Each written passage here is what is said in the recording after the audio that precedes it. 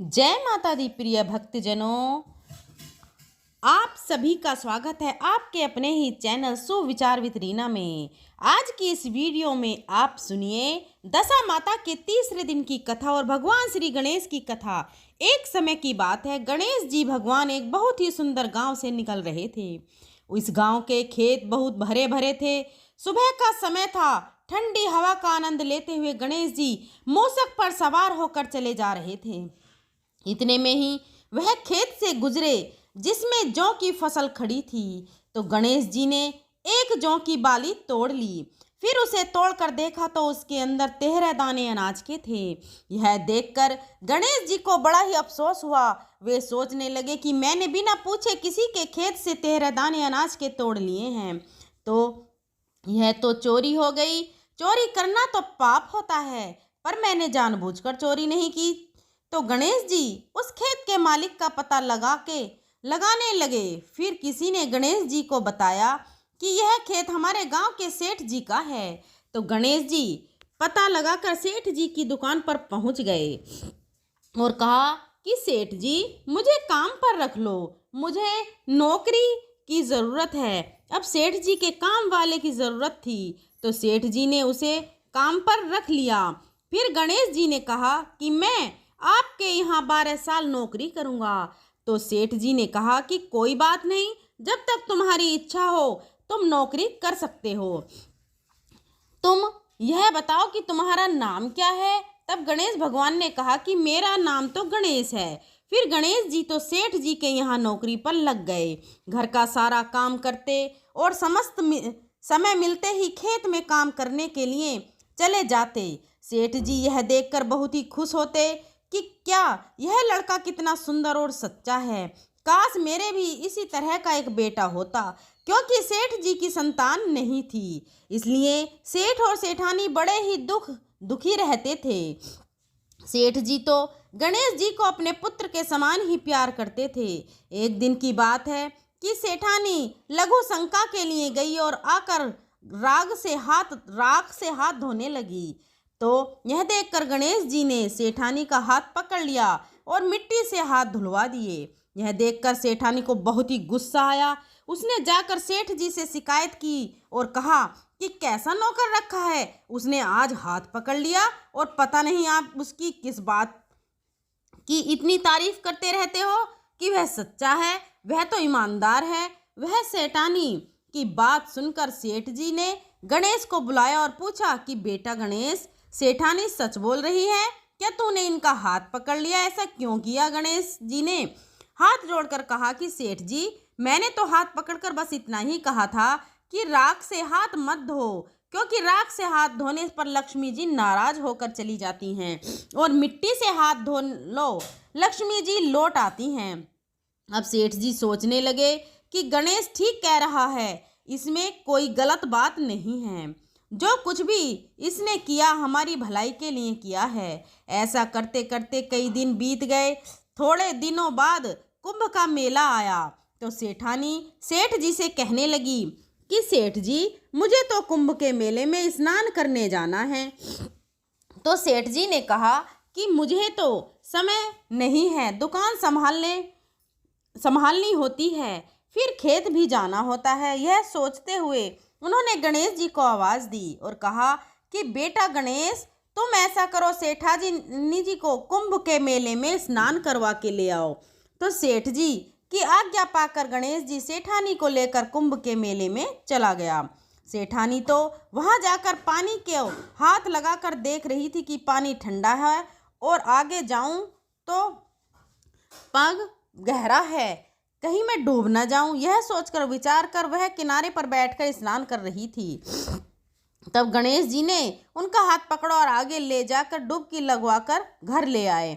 घर आते ही सेठानी ने सेठ जी से कहा कि आपने कैसा नौकर रखा है, इसने तो मेरे लोगों के बीच में ही इज्जत नहीं रखी। इतनी सारी भीड़ थी वहां पर, उन सभी के बीच में मुझे घसीटकर पानी में यह आगे ले गया।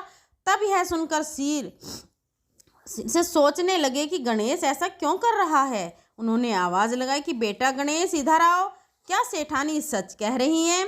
तो गणेश जी ने कहा कि हाँ सेठानी जी सच कह रही हैं, इन्हीं से पूछो कि मैंने ऐसा क्यों किया। यह तो किनारे पर बैठकर गंदे पानी से स्नान कर रही थीं। जब हम इतनी दूर से कुंभ के मेले में स्नान करने के लिए गए हैं तो कम से कम अच्छे पानी में जाकर डुबकी तो लगाओ। तो यह सुनकर सेठ जी फिर सोचने लगे कि गणेश जी सच कह रहे हैं। फिर सेठ ने सेठानी जी को समझा दिया और गणेश को कुछ नहीं कहा। ऐसा करते करते घर पर पूजा पाठ रखी हवन हो रहा था। सेठ जी ने गणेश जी से कहा कि जाओ सेठानी जी को बुला कर लाओ कि हवन शुरू होने वाला है। तब गणेश जी सेठानी को बुलाने के लिए गए। सेठानी तैयार हो रही थी। चुनरी ओढ़कर जैसे ही गणेश जी के साथ वो चलने लगी तो गणेश जी ने चुनरी पकड़ ली और फाड़ दी और कहा कि लाल चुनरी ओढ़कर आओ। तो सेठानी जी नाराज होकर सो गईं। सेठ जी बार बार देखते रहे कि सेठानी आई क्यों नहीं, आखिर क्या बात है। काफ़ी देर इंतजार करने के बाद स्वयं हवन से खड़े हुए और अंदर आकर देखा तो सेठानी तो पलंग पर सोई थी। तो सेठ जी ने कहा कि क्या बात है, मैंने गणेश को तुम्हें बुलाने के लिए भेजा था, कहाँ है वह, आया नहीं तुम्हारे पास। तो सेठानी रोते हुए कहने लगी कि सेठ जी आज तो हद हो गई, आपके गणेश ने मेरी चुनरी फाड़ दी। अब भी तुम यही कहोगे कि गणेश ने यह सब सही किया। तब यह सुनते ही सेठ जी को बहुत ही गुस्सा आया और गुस्से में गणेश जी को आवाज़ लगाई। सेठ जी की आवाज़ सुनकर गणेश जी दौड़े दौड़े आए और कहने लगे कि सेठ जी क्या बात है। तो सेठ जी गणेश जी को डांट लगे और कहा कि गणेश तूने आज तो हद ही कर दी, अपने सेठानी की चुनरी फाड़ दी, तुमने ऐसी हरकत क्यों की, मुझे बताओ। तब गणेश जी ने कहा कि सेठ जी सेठानी जी काली चुनरी ओढ़कर हवन में बैठने वाली थीं और काले वस्त्र कभी भी पूजा पाठ में नहीं पहनने जाते हैं, इसलिए मैंने लाल चुनरी ओढ़ने के लिए कहा था। काला वस्त्र पहनने से कोई भी शुभ काम सफल नहीं होता। तो सेठ जी ने सोचा कि गणेश जी हैं तो समझदार, फिर सेठानी को समझा बुझाकर वे हवन के लिए ले गए। ऐसा करते करते कई महीने बीत गए। गणेश जी की नौकरी के 12 वर्ष पूरे हो गए। एक दिन की बात है कि सेठ जी ने अपने घर पर गणेश भगवान की पूजा रखी। तो पूजा करने के लिए पंडित आए। वह पूजा पाठ की सारी सामग्री तैयार करके कहने लगे कि सेठ जी मैं तो मूर्ति घर पर ही भूल आया हूँ, अब क्या करें। तब सेठ जी वहीं पर खड़े थे। उन्होंने कहा कि मेरे को भी मूर्ति बनाकर गणेश जी बोले मेरे को ही मूर्ति बनाकर विराजमान कर लो, आपके सारे काम सफल हो जाएंगे। गणेश जी के इतना कहते ही सेठ जी को बहुत गुस्सा आया। उन्होंने कहा कि अब तो तुमने सेठानी से मजाक किया था, अब तुम मुझसे भी मजाक करने लग गए हो। गणेश जी बोले कि नहीं सेठ जी मैं मजाक नहीं कर रहा, मैं सच कह रहा हूँ। इतना कहकर गणेश जी ने अपना असली रूप धारण कर लिया। गणेश जी के इस रूप को देखकर सेठ जी, सेठानी जी और पंडित जी हैरान हो गए। सेठ जी ने हंसकर कहा कि जल्दी से पूजा समाप्त करो। तो पूजा पाठ शुरू हो गई। पूरे विधि विधान से गणेश जी की पूजा की। जैसे ही पूजा समाप्त हुई गणेश जी वहाँ से अंतर्ध्यान हो गए। सेठ और सेठानी को बड़ा ही अफसोस होने लगा। उन्होंने कहा कि हमारे पास आज तक गणेश जी रहते रहे और हम उनसे काम करवाते रहे, हमें पता ही नहीं था कि यह गणेश जी भगवान हैं। अब यह पाप कैसे उतरेगा, हमने उनसे कितना काम करवाया है। तब सेठानी ने कहा कि आपने तो काम ही करवाया था, मैंने तो गणेश भगवान को ना जाने कितनी डांट लगाई। गणेश जी भगवान मुझसे तो ज़रूर नाराज हो गए, अब हमें क्या करना चाहिए। इस तरह अफसोस करते करते सेठ और सेठानी सो गए। सेठ जी ने सेठ जी को सपने में आकर कहा गणेश जी ने कि आप इस तरह दुखी होकर क्यों सो रहे हो, मैंने आपके यहाँ कोई काम नहीं किया, क्योंकि 12 साल पहले मैंने आपके खेत से जौ की बाली तोड़ी थी, उसी का कर्ज चुकाने के लिए मैं आपके घर पर काम कर रहा था। आपको अफसोस करने की कोई भी ज़रूरत नहीं, मैं तो अपनी चोरी का दोष उतारने के लिए आपके यहाँ आया था। आपके साथ रहकर मुझे बहुत ही अच्छा लगा। आज से आपके घर में कोई भी चीज़ की कमी नहीं रहेगी। यह बोलकर गणेश जी भगवान अंतर ध्यान हो गए। सुबह होते ही सेठ जी ने देखा कि उनके घर करोड़ों की माया हो गई, अनाज के भंडार भर गए। यह देखकर सेठ जी बहुत ही खुश हुए और कुछ दिनों के बाद सेठानी जी गर्भवती हो गईं और 10वें महीने बहुत ही सुंदर पुत्र को उन्होंने जन्म दिया। इस तरह गणेश जी की कृपा से सेठ जी धनवान और पुत्रवान हो गए। गणेश जी महाराज, जैसे आपने सेठ जी को दिया वैसे सबको देना। कहानी कहने वाले, सुनने वाले और हुंकारा भरने वाले को, सारे परिवार को देना। अब सुनिए दशा माता की तीसरी कहानी। सास बहू का एक साथ दशा माता के व्रत करने की कहानी।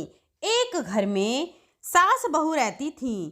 बहू का पति परदेश में गया था। एक दिन सास ने बहू से गांव में से आकर आग लाकर भोजन पकाने को कहा।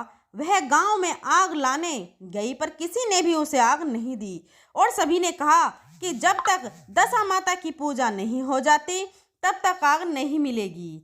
बेचारी बहू खाली हाथ घर लौट आई।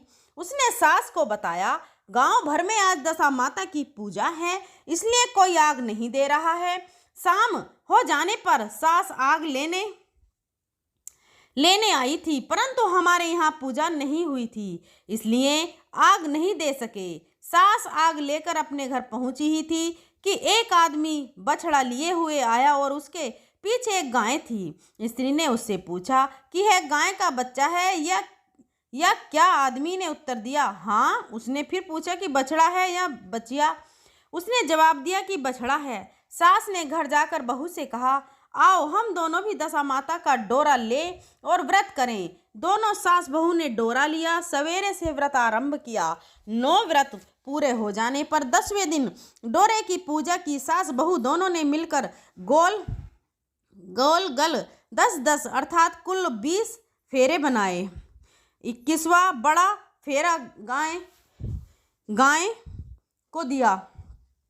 पूजन समाप्त होने पर सास बहू दोनों पारण करने बैठी। उसी समय बुढ़िया के बेटे ने परदेश से लौटकर दरवाजे पर आवाज लगाई। आवाज सुनकर माँ ने मन में सोचा, क्या हुआ? थोड़ी देर बेटा दरवाजे पर ही खड़ा रह जाएगा, मैं पारण करने के बाद दरवाजा खोलूंगी। इधर बहू ने आवाज सुनी तो उसे रुकने का साहस नहीं हुआ। अब नहीं, अपनी थाली का अन्न इधर उधर करके झट से पानी पीकर उठ खड़ी हुई। उसने जाकर दरवाजा खोला तो पति ने उससे पूछा कि अम्मा कहाँ हैं? तो बहू ने उत्तर दिया कि वह तो अभी पारण कर रही हैं। तब पति बोला, मैं तुम्हारे हाथ का जल भी नहीं पीऊंगा, क्योंकि मैं 12 बरस से घर आया हूँ। इतने दिनों में न जाने तुम किस प्रकार रही होगी। अम्मा आएंगी, वह जल लाएंगी, तभी जल पी लूँगा। यह सुनकर स्त्री चुपचाप बैठ गई। इतने में उसकी अम्मा पारण करके अपनी थाली धोकर पी चुकी। अब वह लड़के के पास गई। लड़के ने माँ के पैर छुए। अम्मा उसे आशीर्वाद देकर बेटे को घर में ले आई। इसके बाद माता ने थाली परोस कर रखी तो बेटा भोजन करने लगा। उसने हाथ में पहला ग्रास ही लिया था कि फेरों के वे टुकड़े जो बहू ने अपनी अपनी थाली में फेंक दिए थे अपने आप बेटे के सामने आने लगे। बेटे ने माँ से पूछा, यह सब क्या हो रहा है? तो माँ बोली, मैं क्या जानूँ बेटा, बहू जाने। यह सुनकर बेटा आग बबूला होकर बोला, ऐसी बहू मेरे किसी काम की जिसके चरित्र की तुम साक्षी नहीं हो, उसको मैं घर में नहीं रख सकता। इसे अभी घर से निकालो, यदि ये घर में रहेगी तो मैं घर में नहीं रहूँगा। माँ ने बेटे को व्रत के पारण का सब हाल बताकर हर तरह से समझाया, परंतु वह मानने को तैयार नहीं हुआ। वह यही कहता रहा कि इसे घर से बाहर करो तो मैं ही रह सकता हूँ। माँ ने सोचा, बहू को थोड़ी देर के लिए बाहर कर देती हूँ, जब लड़के का गुस्सा उतर जाएगा तब बहू को बुला लूँगी। बुढ़िया ने बहू से कहा, देहरी के बाहर जाकर पेड़ के नीचे थोड़ी देर के लिए खड़ी हो जा। जब बहू पेड़ के नीचे खड़ी हुई तो पेड़ बोला, मुझसे हटकर खड़ी हो, मैं दशा माता के विरोधी से को छाया नहीं दे सकता। इस पर वह वहां से चलकर घड़ों के पास गई तो घड़ा बोला, मुझसे हटकर खड़ी हो। मुझ पर इतना भार घड़ों का नहीं है जितना तेरा है। वह यहाँ से हटकर कूड़े के ढेर पर खड़ी हुई हो गई। कूड़े का ढेर बोला, मुझ पर इतना भार कूड़े का नहीं है जितना तेरा है। चल यहाँ से हटकर कहीं और खड़ी हो जा। इस प्रकार उसे कहीं भी खड़ा होने नहीं दिया गया। वह अपने मन में बहुत दुखी हुई। वह जंगल में चली गई। जंगल में भूखी प्यासी घूमती फिरती एक सूखे कुएं में गिर पड़ी। वह उसमें गिरी परंतु उसे चोट नहीं आई। वह नीचे बैठ गई। अचानक राजा नल वहां शिकार खेलते खेलते पहुंच गए। उनके साथी बिछड़ गए थे। वह प्यास के कारण उसी कुएं पर आए जिसमें वह स्त्री बैठी थी। राजा नल के भाई ने कुएं में पानी के लिए लोटा डाला तो उस स्त्री ने लोटे को पकड़ लिया। भाई ने नल से कहा कि इस कुएं में किसी ने लोटा पकड़ लिया है। तब राजा नल ने कुएं पर आकर कहा कि तुम यदि पुरुष हो तो मेरे धर्म के भाई हो और यदि स्त्री हो तो मेरे धर्म की बहन हो। तुम जो भी हो बोलो, मैं तुम्हें बाहर निकाल लूँगा। तो स्त्री ने आवाज़ दी। राजा ने उसे बाहर निकाल लिया और हाथी पर बैठाकर राजधानी ले आया। महाराज को शिकार से लौटकर महलों की ओर आते देखकर सेवकों ने महारानी को महाराजा के आने की सूचना दी। सेवकों ने एक स्त्री को हाथी पर बैठा देखकर रानी को बताया कि महाराज एक नई रानी भी साथ में ले आ रहे हैं। यह जानकर रानी बड़ी दुखी हुई। इतने में महाराज भी वहां आ पहुंचे। रानी ने हाथ जोड़कर विनती की, महाराज मुझसे ऐसी क्या गलती हो गई जो मेरे रहते आपने दूसरा विवाह कर लिया। राजा नल ने हंसकर उत्तर दिया, वह तुम्हारी सोत नहीं ननद है, मेरी धर्म की बहन है। तुम्हें उसके साथ अपनी सगी ननद की तरह बर्ताव करना चाहिए। यह सुनते ही महारानी का मुख प्रसन्नता से कमल की तरह खिल उठा। वह बोली, अब तक मैं ननद का सुख नहीं जानती थी। अच्छा हुआ जो मुझे भाग्य से ननद भी मिल गई। राजा ने उसका नाम मुँह बोली बहन रखा और उसके लिए अलग महल बनवाया। उसके दिन अब सुख पूर्वक बीतने लगे। एक दिन राजा की घोड़ी का बच्चा हुआ तो राजमहल की स्त्रियां बधाई गीत गाने लगीं। मोह बोली बहन ने अपनी दासियों से कहा, बाहर जाकर पता करो कि किस बात की बधाई गाई जा रही है। तो दासियों ने बताया कि महाराज की घोड़ी ने एक अच्छी घड़ी में एक उत्तम बछड़े को जन्म दिया है, उसकी बधाई गाई जा रही है। मुँह बोली बहन ने पूछा, क्या घोड़ी ने पहली बार जन्म दिया है? तो दास ने उत्तर दिया, हाँ। तब मुँह बोली बहन ने महारानी के पास जाकर कहा, आओ भाभी रानी, हम तुम दोनों दशा माता का डोरा लें। रानी ने पूछा, डोरा क्या चीज़ है, मुझे समझाओ। वह बोली, दशा माता के व्रत का यह नियम है कि पहल जब गाय या घोड़ी या स्त्री के प्रसव की खबर सुने तब डोरा लेकर व्रत आरंभ करते हैं। 9 व्रत करने के बाद 10वें दिन डोरे का पूजन करके विसर्जित करते हैं। इसी के साथ उसने पारण का नियम भी बताया। तब महारानी बोली, तुम्हारा व्रत तुमको फले, मैं पूड़ी और दूध की खीर खाने वाली महारानी भला वन फूल पपड़ी खाकर कैसे रह सकती हूँ? ऐसा कहना खाए मेरे दुश्मन। वह बोली, भाभी मुझे जो चाहे वह कह लो, परंतु व्रत के संबंध में कुछ मत कहो। मैं इसी व्रत के उल्लंघन के कारण मारी फिरती आपके देश में आ गई हूँ। महारानी ने उदासीनता के साथ कहा, मुझे क्यों पड़ी है, तुम्हें जो अच्छे लगे वह करो, मैं तो मना नहीं कर रही हूँ। मुँह बोली बहन ने श्रद्धापूर्वक डोरा लिया। 9 दिन तक व्रत किए। 10वें दिन विधिवत पूजन किया, गोला फरा बनाए और संध्या को पारण करने बैठी। उसी समय उसके पति को अचानक कुछ प्रेरणा सी हुई और वह अपनी माता से आज्ञा लेकर अपनी पत्नी को ढूंढने चल दिया। घूमता फिरता वह राजा नल की राजधानी में पहुंच गया और अपनी पत्नी का पता लगाने लगा। उसने एक कुएं पर कुछ औरतों को बातें करते देखा। कह रही थी, राजा की मुँह बोली बहन बहुत ही सुंदर स्त्री है, आजकल उसी का किया हुआ सब कुछ होता है। दूसरी स्त्री बोली, वह सुंदर होने के साथ साथ धर्मात्मा भी है, जब से आई है तभी से उसने सदा व्रत खोल रखा है, उसके दरवाजे से कोई भी व्यक्ति खाली हाथ नहीं लौटता। तीसरी स्त्री बोली, वह जैसी धर्मात्मा है वैसी सदाचारी भी है। चौथी स्त्री बोली, वह सदाचार और सब प्रिय भी है। सारी प्रजा उससे खुश है। पांचवी स्त्री बोली, यह सब तो सही है, परंतु अब तक यह पता नहीं चला कि वह कौन है और कहाँ की रहने वाली है। उन औरतों की बात को सुनकर वह साधु के वेश में राजा नल की मुंह बोली बहन के महल के द्वार पर जा पहुंचा। वहां उसने भिक्षा के लिए आवाज लगाई तो द्वारपाल उसे भिक्षा देने लगा। उसने द्वारपाल के हाथों से भिक्षा लेने से मना कर दिया और बोला, भिक्षा देने वाली स्वामिनी के हाथ से ही भिक्षा ग्रहण करूंगा, नहीं तो अपने रास्ते चला।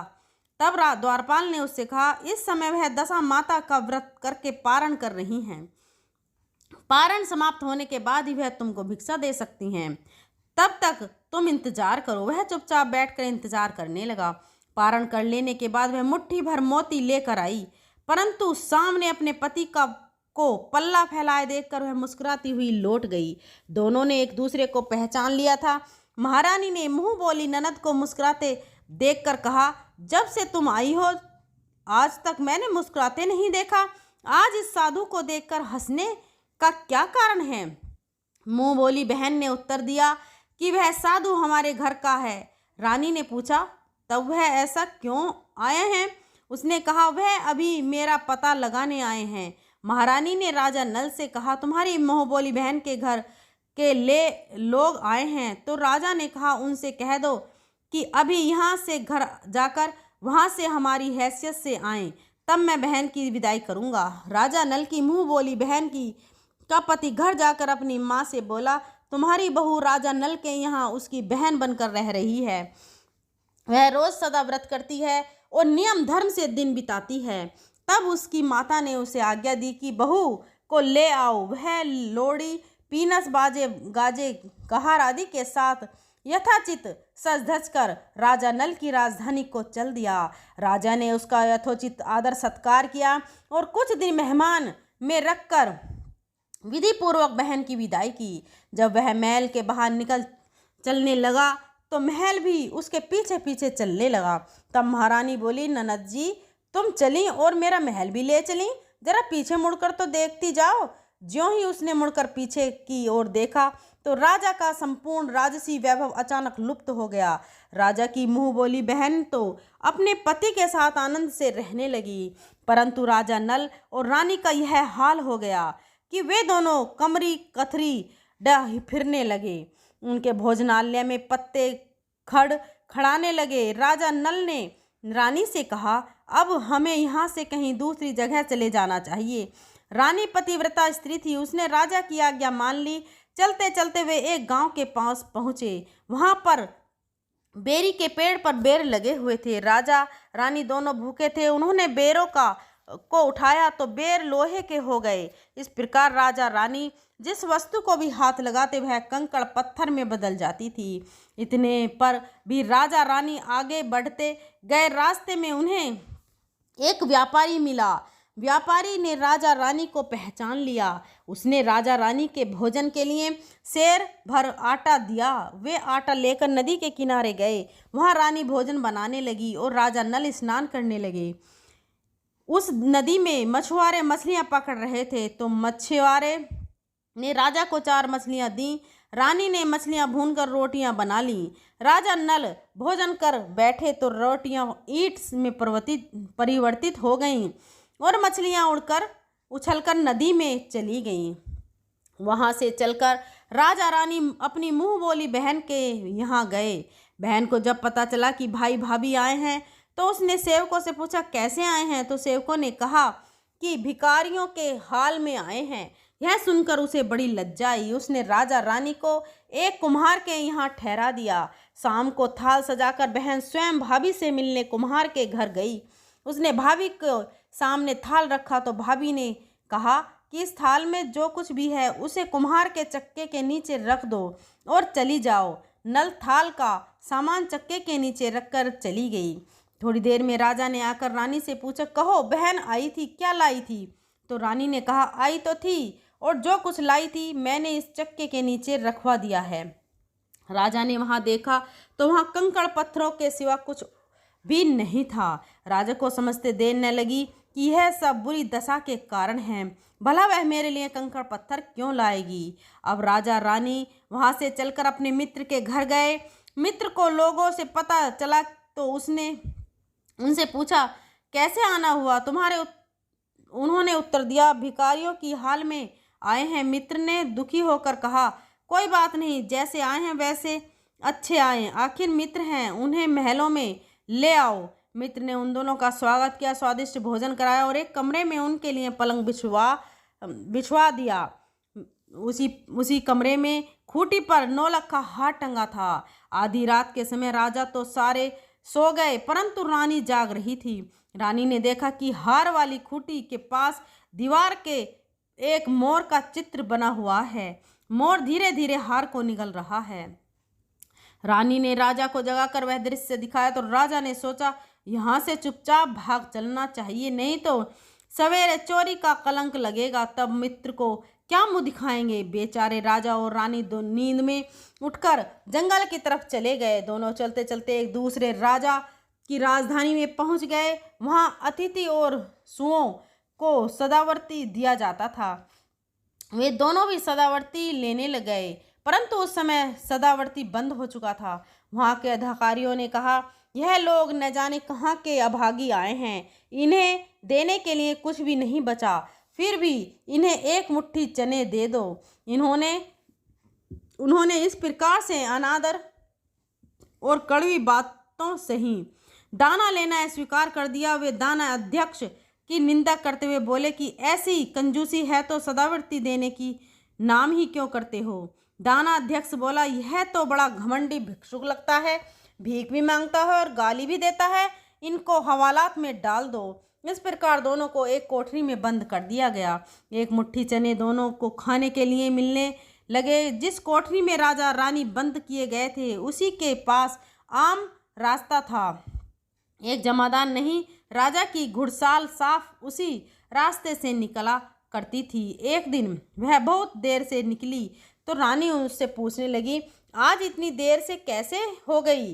तो वह बोली, आज राजा की घोड़ी के बछड़ा हुआ था, उसकी टहल में थोड़ी देर हो गई। रानी ने पूछा, घोड़ी का पहला प्रसव है क्या? जमादार ने बताया, पहली बार है। रानी ने फिर पूछा, बछड़ा हुआ है या बछड़ी? जमादार नहीं ने बताया, बहुत अच्छा बछड़ा हुआ है। यह सुनकर रानी ने राजा से कहा, एक बार मैंने तुम्हारी मुंह मोली बहन के डोरे का अनादर किया था, उसी दिन से हमारी दशा बदल गई। मैं आज दशा माता का डोरा लेना चाहती हूँ। तो राजा ने कहा, परंतु यह पूजा की सामग्री कहाँ से आएगी? उसके नियम धर्म का पालन कैसे होगा? रानी ने उत्तर दिया, दशा माता ही सब कुछ करेंगी, मैं तो उन्हीं का नाम लेकर डोरा लेती हूँ, फिर जो होगा देखा जाएगा। रानी ने 9 तार राजा की पगड़ी से और 1 तार अपने आंचल का लेकर अपना डोरा तैयार किया और उसी समय से व्रत करने लगी। थोड़ी देर में ही वहां का राजा अपनी घोड़ी को देखने के लिए उसी रास्ते में निकला। राजा ने दंपत्ति को देखा, कोठरी में बंद देखकर पूछा कि वे लोग कौन हैं और इनका क्या अपराध है। पहरेदार ने कहा, ये लोग भिक्षा लेने आए थे, आपको आशीर्वाद देने के बदले गालियां देते थे, इसी कारण दाना अध्यक्ष ने इन दोनों को कैद में डाल दिया है। राजा ने कहा, यह तो इनका कोई अपराध नहीं है, इनको मनोवांछित भिक्षा नहीं मिली होगी, इसलिए यह गालियां देने लगे होंगे। इनको संतुष्ट करना चाहिए था, ना कि कैद में डाल देना चाहिए था। इनको अभी रिहा करो। राजा की आज्ञा से उसी समय दोनों को कोठरी से बाहर निकाला गया। राजा उनके पांव में पद्म और माथे पर चंद्रमा देखकर पहचान गया कि यह तो राजा नल और रानी दमयंती हैं। इस पर उसने दोनों हाथों से हाथ जोड़कर क्षमा मांगी और हाथी पर बैठाकर अपने महल में ले गया। कुछ दिन तक राजा के यहाँ रहकर उन दोनों ने पूरे राजसी ठाठ के साथ अपनी राजधानी की ओर प्रस्थान किया। रास्ते में वे पहले अपने मित्र ने राजा नल के आने की खबर सुनकर लोगों से पूछा, मित्र आए हैं तो कैसे आए? लोगों ने कहा, अब की बार तो राजसी ठाठ के साथ हाथी, घोड़े, डंका, निशान, पालकी और फौज को लेकर आए हैं। तो मित्र ने कहा, अच्छी बात है, आने दो, मेरे लिए तो जैसे तब थे वैसे अब भी हैं। आखिर है तो मित्र ही। राजा रानी मित्र के महल में गए। मित्र ने उनको आदर सत्कार के साथ उसी स्थान पर ठहराया जिस स्थान पर पहले ठहराया था। आधी रात के समय जब रानी सो रहे थे तो रानी पैर दबा रही थी। तब रानी ने देखा कि मोर का चित्र जो पहले हार को निगल गया था उसने उगल रहा है। तो रानी ने राजा को जगाकर यह दृश्य दिखाया। राजा नल ने अपने मित्र को बुलाकर यह दिखाया। मित्र बोला कि मैंने तब भी तुमको चोर नहीं समझा था और ना ही अब समझता हूँ। यह दृश्य तुम्हारी बुरी दशा का फल है। अपना निश्चिंत रहिए, मेरे मन में कोई मैल नहीं है। मित्र के यहाँ से चलकर राजा अपनी मुंह बोली बहन के यहाँ आए। उसने सुना राजा भैया आ रहे हैं तो उसने लोगों से पूछा कैसे आ रहे हैं। तब लोगों ने कहा कि जिस प्रकार राजा का आना चाहिए उसी प्रकार से आ रहे हैं। उसने कहा उनके मेरे महल में लाओ। जब राजा नल का हाथी बहन के महल की ओर बढ़ा तब रानी ने कहा आप अपनी बहन के घर जाइए, मैं तो उसी कुम्हार के घर रहूंगी जिसके यहाँ पहले ठहरी थी। तो राजा कहने लगा जिस कारण इतने दुख उठाए तुम फिर उससे झगड़ा मोल लेना चाहती हो, यह तुम अच्छा नहीं कर रही हो। परंतु रानी नहीं मानी, वह कुम्हार के घर पर ही ठहरी। राजा बहन के घर चले गए। शाम को राजा की बहन भाभी के लिए थाल सजाकर कुम्हार के यहाँ आई। उसने भाभी के सामने थाल रख दिया। भाभी सोने चांदी के गहने उतार कर रखने लगी और कहने लगी खाओ रे मेरे सोने चांदी के गहने खाओ, हम भूखे नंगे क्या खाएंगे। यह उल्हाना सुनकर ननद बोली यह उल्हाना किसे देती हो? मुझसे उस समय जो कुछ हो सका वो समय लाई थी, वही अब भी लाई हूँ। विश्वास न हो तो चक्के के नीचे अब भी देख लो। सचमुच चक्के के नीचे देखा तो वहाँ पर मणिक मोतियों का ढेर लगा था। रानी यह सब देखकर सन्न रह गई। वह बोली ननद जी तुम्हारा कोई दोष नहीं है, यह तो हमारी बुरी दशा का परिणाम था। रानी ने ननद का लाया सब सामान तथा उसमें अपनी तरफ से कुछ और जवाहरात मिलाकर ननद को वापस कर दिया। परंतु ननद को पूजा का न्योता देना भूल गई। वहां से चलकर राजा सूर गाय के पास आए। गाय ने सेना सहित राजा को भरपेट दूध पिलाया। वहां से आगे चलकर वे नदी के तट पर पहुंचे तो वहां पड़ाव डाला, भोजन बनवाया गया। जब राजा भोजन करने बैठे तो उसी समय नदी में उछलकर गिरी हुई भुनी मछलियां अपने आप थाली में गिर पड़ीं। रोटियां जो ईंट बन गई थी फिर से रोटियां बन गईं। राजा ने कहा यह सब क्या हो रहा है, कुछ समझ में नहीं आता। तो रानी ने बताया कि यह रोटियां और मछलियां वही हैं जो उस दिन हमें नसीब नहीं हुई थी। मैं यदि आपसे उस समय कहती कि तली हुई मछलियों में मछलियां उछलकर रोटियां ईंट बन गईं और आप कदापि इसे सच नहीं मानते, इसी कारण मुझे बहाना बनाना पड़ा था। अब राजा रानी अपनी राजधानी की ओर आगे बढ़े। जब राजा की फौज अपनी राजधानी के पास पहुंची तो वहां के लोगों ने समझा कि दूसरे राजा ने राजधानी पर आक्रमण कर दिया है, तो यह घबरा गए। वहां के लोग नजराना लेकर राजा से मिलने गांव के बाहर आए। परंतु यह क्या, यह तो अपने राजा हैं। लोगों की प्रसन्नता का ठिकाना नहीं रहा। वे श्रद्धा भक्ति के साथ महाराज के आगे चलकर उन्हें उनके महल में ले गए। राजा रानी ने महल में प्रवेश किया। रानी ने तुरंत दशा माता की पूजा का प्रबंध किया। उसने उस पूजा में नगर की सब सौभाग्यवती स्त्रियों को बुलाया। भगवती के भोग के लिए सब प्रकार के पकवान बनाए गए और आटे की 10 बत्तियां, 10 शक्कर की गंजियां और 101 आठवाइयाँ सुहागिनी के आंचल में डाली। सुहागिनों का श्रृंगार करके दशा माता की पूजा आरंभ हुई। कलश स्थापित करके दीपक को जलाया गया, परंतु उसकी बत्ती जली नहीं। इस पर पंडितों ने कहा कि कोई न्योता पाने वाला न्योतन को नहीं रह गया है, स्मरण किया जाए, उसके आने पर दीपक जल जाएगा। रानी ने सोच विचार कर बताया कि ननद तने से रह गई है, नोते से रह गई है। तो पंडितों ने कहा उसे फौरन बुलाया जाए। राजा ने अपना दूत गंभीर रथ भेजकर अपनी मुंह बोली बहन को बुलवाया। उसके आते ही कलश का मणिक दीपक प्रज्वलित हो गया। बड़ी धूमधाम से पूजा की गई और अंत में सुहागिनों को भोजन कराकर विदा किया गया। उसी समय राजा ने राज्य में आज्ञा जारी की, मेरी प्रजा के लोग दशा माता का व्रत क्या करें। भगवती माता ने जिस प्रकार राजा नल के दिन फेरे उसी प्रकार सभी के दिन फेरना। प्रेम से बोलिए दशा माता की जय। आज की कथा पसंद आए तो वीडियो को लाइक कीजिए और अपने फ्रेंड और फैमिली में शेयर कीजिए और चैनल सुविचार विद रीना को सब्सक्राइब करिए। और इससे पहले की दशा माता की कहानी पहली और दूसरी भी हमारे चैनल पर है, प्लीज़ उसे भी विजिट करिए। आपको दशा माता का पूर्ण आशीर्वाद प्राप्त होगा।